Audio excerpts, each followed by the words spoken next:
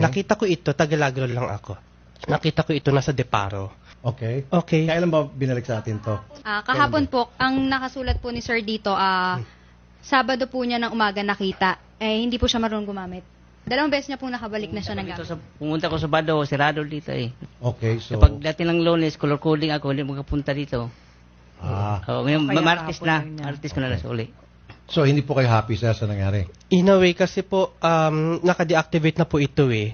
Tinawag ko na po ito sa, sa Singapore na i-disconnect na, i-suspend. Sabi ko, i-connect nyo na yan sa Apple. I-disable nyo na yung Alam nyo, phone, sir, please, mawalang galang sa Mr. Opo, Lim. Pero, This is the first time sa history po ng Saulanan ng Bayan na sa halip kayo magpasalamat, kayo po'y nagagalit pa. Ano bang gusto niyong palabasin? hindi, ganito.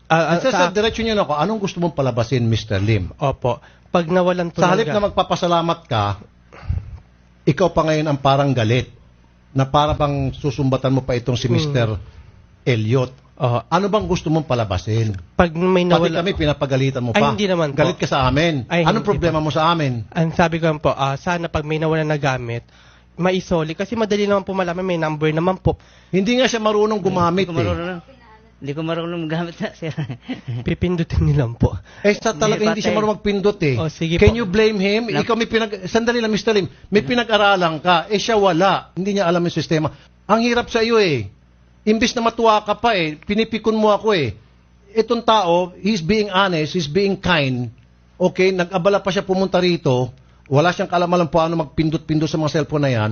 Pagagalitan mo pa siya, pahagingan mo pa siya. Bastos ka naman. Bastos yung ginagawa mo, Padre, Mr. Lim. Hindi, sir, hindi eh. Pagmamalaki mo pa Singapore, ano ngayon? Fuck the Singapore. Ano ngayon kung Singapore yan? You're out of line. Opo, I'm sorry Ayoko for yan. that Ayoko po. yung ginagawa mo. Naninisi ka pa. Itong tao, nagmamagandang loob. Pasensya na pero jahirin po pareho po sa amin. Kasi, Ngayon, kung meron kang problema, dahil nawalan ka ng pera, nawalan ka ng kita, kasalanan mo yun dahil burara ka eh. yun nga po. Kasi kung hindi ka burara, in the first place, hindi ka nawalan. So don't blame yung pagiging burara mo dito sa tao na nagmagandang loob sa'yo. Naintindihan mo, Padre? Aha.